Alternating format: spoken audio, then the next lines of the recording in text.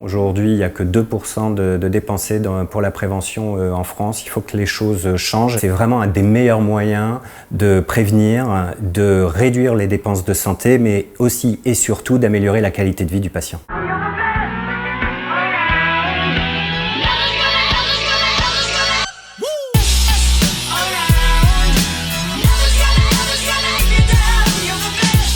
Bonjour, mon nom est Laurent Vandebroek, je suis directeur général de Chronolife.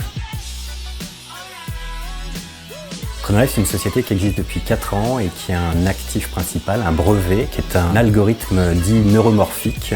Pour utiliser un anglicisme, c'est ce qu'on appelle aujourd'hui du edge computing. Ça permet d'analyser énormément de flux de données multiparamétriques en parallèle et en continu, de faire de la fusion de données et de générer à partir de cette fusion de données des événements cliniques. Chronolife répond à 2 défis globaux. Le premier est celui du nombre de patients atteints de maladies chroniques qui augmente de manière très importante et de la baisse du nombre de lits disponibles dans les hôpitaux qui entraîne le besoin de suivre à distance les patients qui quittent l'hôpital pour que ces patients, in fine, puissent rester dans leur milieu familial et être télésuivis, comme on dit, à distance. Le deuxième défi auquel on répond est celui rencontré aujourd'hui par l'industrie pharmaceutique à qui on demande de prouver l'efficacité thérapeutique de leur traitement et pour ce faire, le seul moyen est de collecter à distance des données physiologiques sur l'état du patient en vie réelle. Notre technologie est vraiment une technologie qui est capable de fonctionner sur des calculateurs de faible capacité comme un smartphone ou une tablette et qui a la faculté de fusionner les données générées par un très grand nombre de flux de données physiologiques ou médicales et de créer des événements. L'intérêt de cette technologie est de faire en local sur des équipements médicaux la fusion des données générées par ces équipements médicaux plutôt que de les transférer sur des serveurs délocalisés, de consommer énormément d'énergie, qui est quand même un sujet majeur aujourd'hui, et d'attendre que ces données aient été analysées pour les faire revenir et avoir des événements.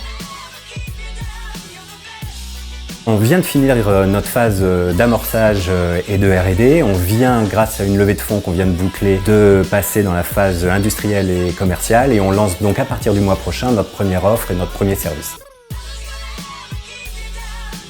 On est une petite équipe, on n'est pas là pour faire du service directement aux patients, on n'est pas structuré pour. Donc on passe par des plateformes de services de télémédecine, par des prestataires de services et intégrateurs qui travaillent pour le monde hospitalier et qui travaillent pour les patients et qui vont intégrer notre offre pour la revendre et pour la gérer auprès du patient.